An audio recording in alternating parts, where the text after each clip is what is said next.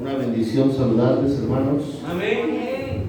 Nos gozamos por la bondad y misericordia. Gracias, Señor Luis. Por la bondad del Señor, por su fidelidad. Me gozo de saludarles, de poder verles. Hoy un día lluvioso, pero gracias a Dios estamos aquí. Dios nos permite a todos venir esta noche. Amén. Amén. Salude a su hermano que tiene al lado de acá, dígale, Dios le bendiga, lejitos. Dios le bendiga. Estamos en la época de la pandemia. Hermanos amados, yo no sé si están viendo noticias ustedes. Yo sé que a algunos no nos gusta ver, les hablo personalmente, casi no, porque la misma noticia pasan 2 días y cada ratito la misma y me aburre. Entonces prefiero mejor irme actualizando en el teléfono y viendo qué está pasando, pero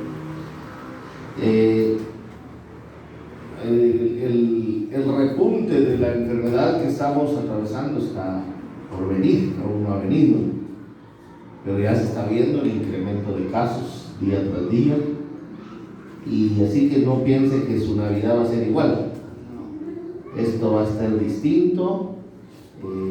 Todo está sucediendo en el tiempo que estamos pasando. Estamos viviendo el tiempo de una época difícil, pero lo importante no es tanto lo que venga, la fiesta ni nada, sino que lo importante, porque muchos están tristes y dicen, ay, va a estar cerrado esto, va a estar cerrado aquello. Eso no es menos, hermano. Con que estemos sanos es suficiente. Amén. Con que nuestra familia esté sana es suficiente. Amén. Estamos en una época donde hay que cuidarnos, hermano. Por favor, en el amor del Señor, cuidémonos. Cuídese, cuide a su familia, cuide a sus hijos.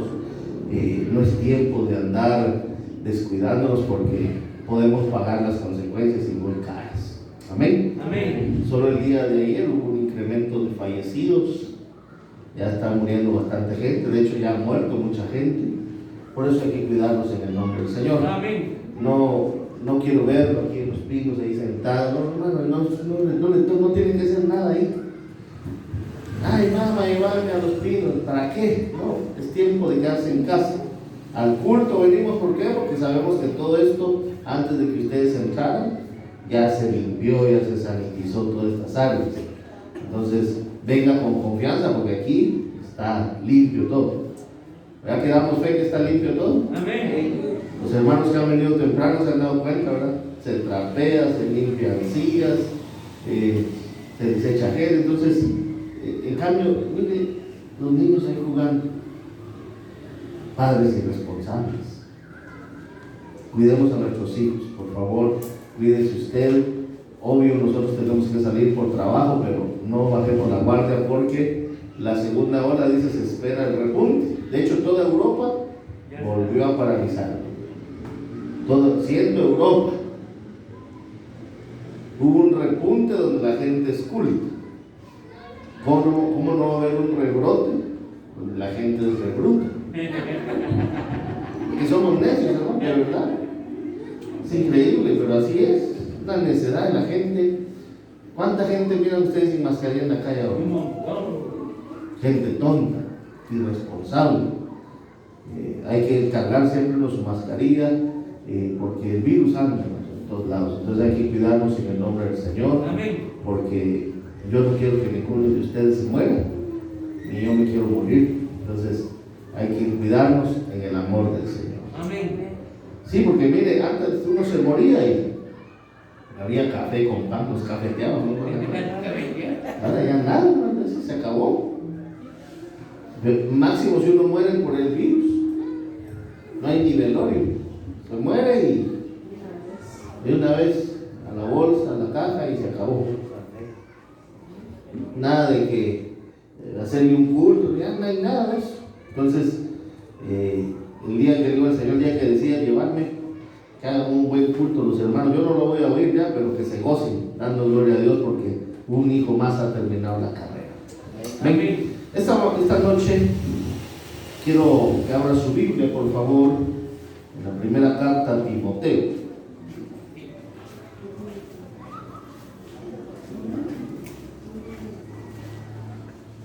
¿Cuántos siguen aplicándose gel?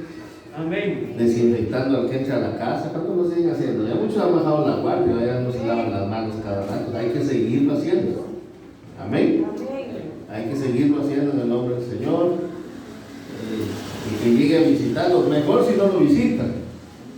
Pero si alguien llega a visitarlo, desinféctelo bien antes que entre a su casa. Limpie las áreas de su casa, porque hay que cuidarlos. Se lo digo con todo mi amor. Hay que cuidarlos. Amén. Amén. Dice la palabra en la primera epístola a Timoteo, capítulo número 3, versículo número 15. Amén.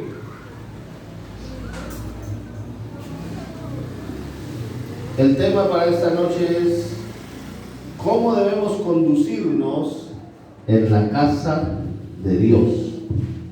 ¿Cómo debemos conducirnos en la casa de Dios? Amén. Amén. ¿Ya lo encontraron? Amén. Vamos a leer entonces la palabra del Señor. Capítulo 3, versículo 15, 1 Timoteo dice: para que si tardo sepas cómo debes conducirte en la casa de Dios, que es la iglesia del Dios viviente, columna y baluarte de la verdad. Espíritu Santo, háblanos a nuestra vida a través de tu palabra, que tu palabra llegue a lo profundo de nuestro corazón. Abre nuestro entendimiento y que hoy recibamos la palabra con fe, con alegría, sabiendo, Señor, que tú estás aquí para hablarnos a todos. En el nombre de Jesús. Amén y amén. Amén.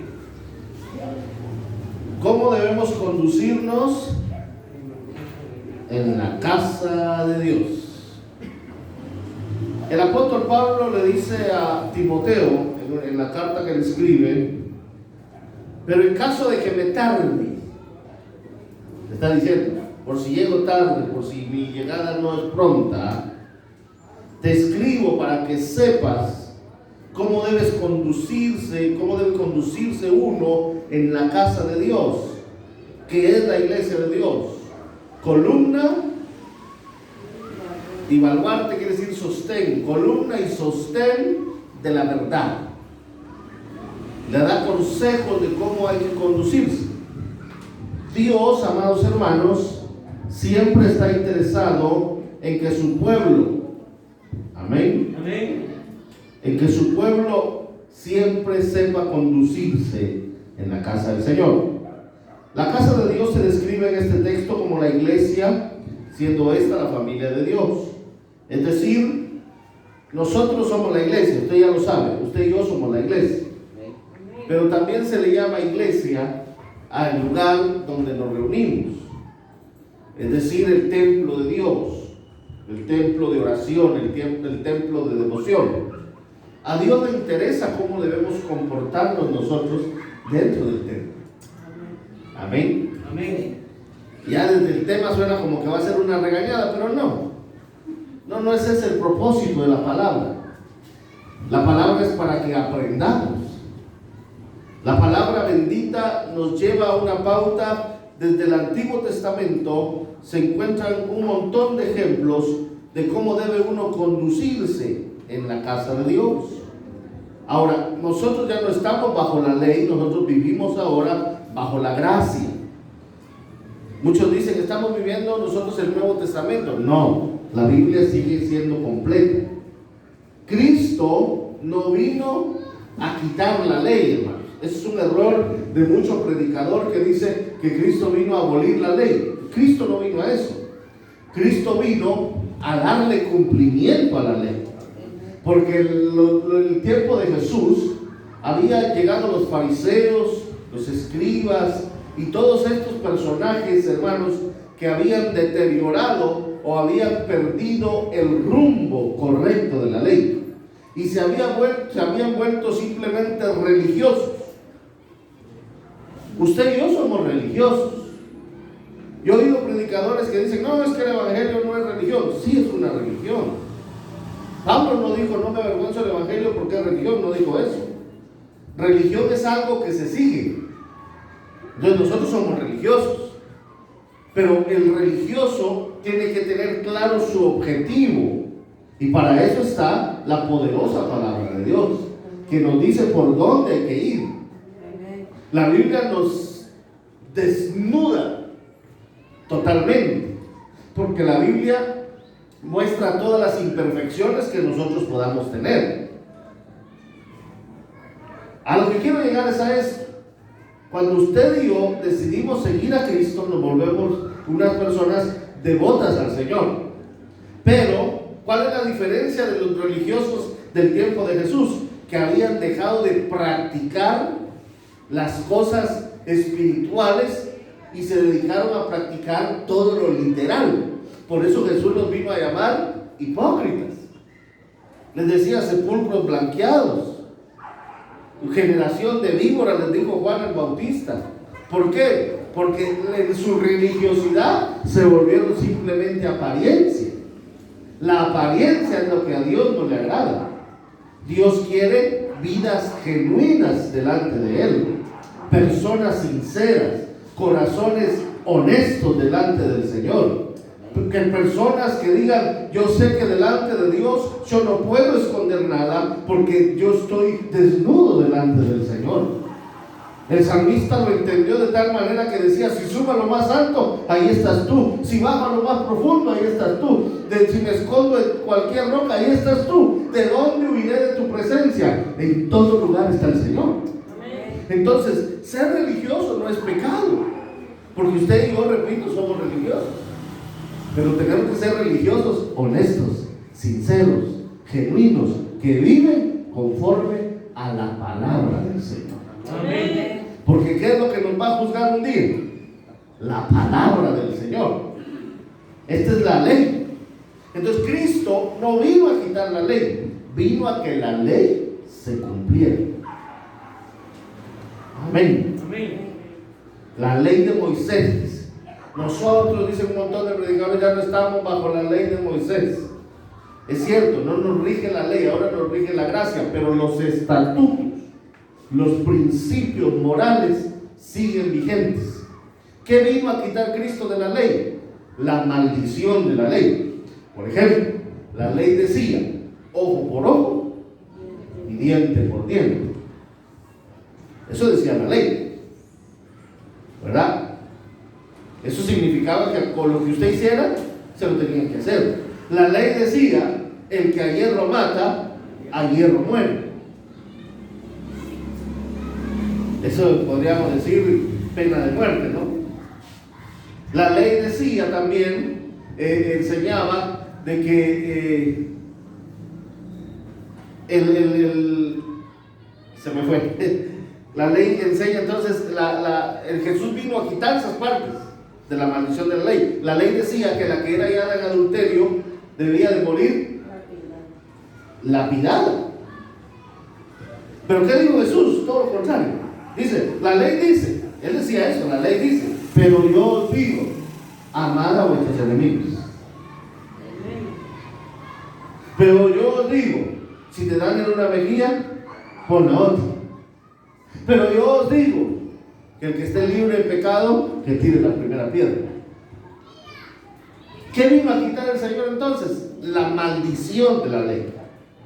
Y vino el periodo por eso a este periodo se le llama el periodo de gracia, el periodo del favor de Dios, el periodo de la ayuda de Dios, donde por misericordia, ustedes que en otro pueblo, en otro tiempo no eran pueblo, ahora son pueblo, dice el apóstol Pablo. Ustedes que antes no habían alcanzado misericordia, ahora alcanzaron misericordia. Antes el pueblo exclusivo se llamaba Israel, ahora el pueblo exclusivo se llama aquel que recibe a Cristo en su corazón. Amén. ¿Cuántos ya recibieron a Jesús en su corazón?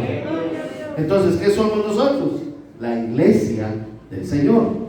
Ahora, las cosas del Señor son sagradas. Todo lo del Señor es sagrado.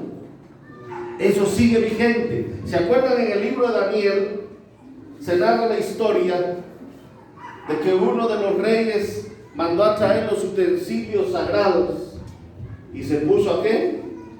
A tomar, a comer con los utensilios que se usaban para el servicio religioso de Dios.